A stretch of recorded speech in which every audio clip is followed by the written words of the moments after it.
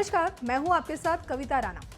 लद्दाख में हालात बहुत क्रिटिकल हैं और खबरों की माने तो युद्ध किसी भी वक्त शुरू हो सकता है और इसको लेकर भारत और चीन की सेनाएं सीमा पर आमने सामने हैं और करीब 5 महीने से एलएसी पर तनाव की स्थिति है। शुरुआत में चीन ने कई बार घुसपैठ की कोशिश की, लेकिन अब बॉर्डर पर पासा पूरी तरह से पलट चुका है और इसका कारण बना है भारतीय सेना का ऑपरेशन स्नो लेपर्ड, जिसने चीन की हर चाल को बेनकाब कर दिया है। चीन ने जब सीमा पर घुसपैठ करने की कोशिश की, उस दौरान सेना ने 3 महीने तक चीन के वापस जाने का इंतजार किया, लेकिन बाद में सेना प्रमुख जनरल एमएम नरवणे और कमांडर लेफ्टिनेंट जनरल वाईके जोशी ने इस ऑपरेशन स्नो लेपर्ड को मंजूरी दे दी। इस ऑपरेशन के तहत एलएसी के पास रणनीतिक तौर पर मजबूत पहाड़ियों की पहचान की गई और इन पहाड़ियों के दम पर सीमा पर भारत को न सिर्फ युद्ध की परिस्थितियों के लिए मदद मिली, बल्कि सामरिक तौर पर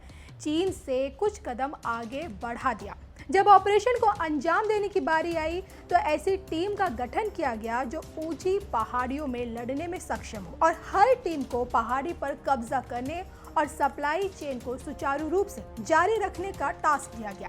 इसी ऑपरेशन के दौरान सेना ने पेंगोंग लेक पर साउथ नॉर्थ इलाके में कब्जा जमाया और साथ ही बॉर्डर के कुछ अन्य महत्वपूर्ण जगहों पर अपनी पैठ भी बनाई। इस मिशन के बाद अब आर्मी की स्पेशल फोर्सेस सीमा पर कमांडिंग पोजीशन में है, जहां पर तनाव की स्थिति भी थी। सेना की ओर से कोशिश की गई है कि चीनी आर्मी की पोजीशन और पेट्रोलिंग साइट को डोमिनेट किया जाए और अगर एलएसी पर बातचीत सफल नहीं होती तो उसके लिए सेना ने तैयारी की है और सेना की ओर से बड़ी संख्या में सैनिकों की तैनाती कर ली गई है ताकि अप्रैल से पहले की स्थिति को दोबारा हासिल किया जा सके और एलएसी पर सिर्फ पेगोंग या डेमचोक इलाके में ही नहीं बल्कि दौलत बेग ओल्डी, देवसांग जैसे इलाकों में भी बड़ी संख्या में मौजूदगी है।